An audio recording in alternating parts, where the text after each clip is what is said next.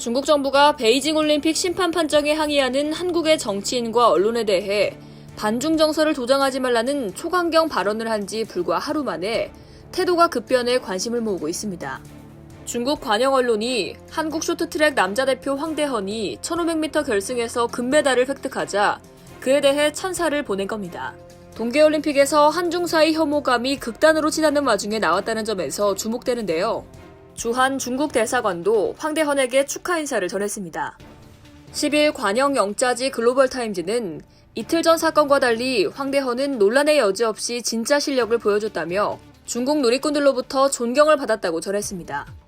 이틀 전 사건은 남자 1000m 준결승에서 조 1위로 통과하고도 심판의 석연찮은 판정으로 실격 처리된 것을 말하는데요.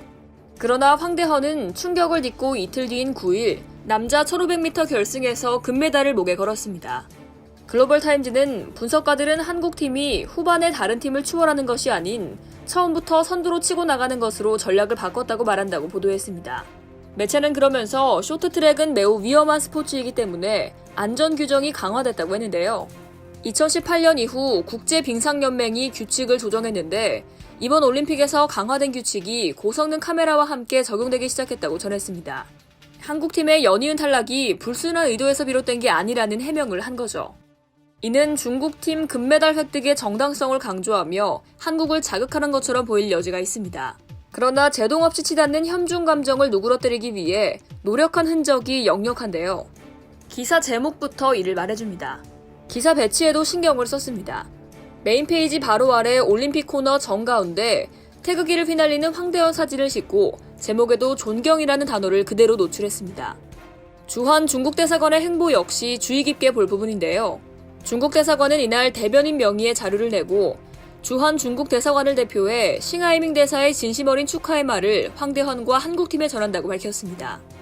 중국 대사관은 개막식 한복 논란과 쇼트트랙 판정 논란에 적극 대응해 왔는데요. 한복 논란 때는 중국 조선족과 한반도 남북 양측은 같은 혈통을 가졌으며 복식을 포함한 공통의 전통 문화를 갖고 있다며 이러한 전통 문화는 한반도의 것이며 또한 중국 조선족의 것으로 이른바 문화공정, 문화약탈이라는 말은 전혀 성립될 수 없다고 해명했습니다. 쇼트트랙 논란에 대해선 일부 한국 언론과 정치인들이 반중 정서를 부추긴 데에 대해 엄중한 우려와 엄정한 입장을 표명하지 않을 수 없다면서도 중한 국민 간 우호적 감정은 양국 공동의 귀중한 재산이므로 절대로 어떤 정서적인 언행으로 인해 상처를 받아서는 안 된다고 관계 악화를 우려하는 목소리를 냈습니다. 관영 언론과 대사관이 공격적인 여론에 대한 방어와 해명, 격려 등을 병행하는 건 중국 정부와 공산당의 입장이나 다름없는데요. 다양한 채널을 통해 한중 관계 악화를 막아보려는 중국 정부의 시도입니다. 이는 미국 등 서방의 중국에 대한 무역, 정치, 외교적 파상 공세에서 선진국 반열에 올라선 한국마저 놓칠 수 없다는 중국 지도부의 판단과도 관련이 있어 보이는데요. 지정학적 완충지대로서의 한반도 중요성과 더불어 미국의 중국 반도체 산업 압박 속에 한국과 관계 악화는 중국 산업에 결코 이롭지 않다는 인식도 깔려 있습니다.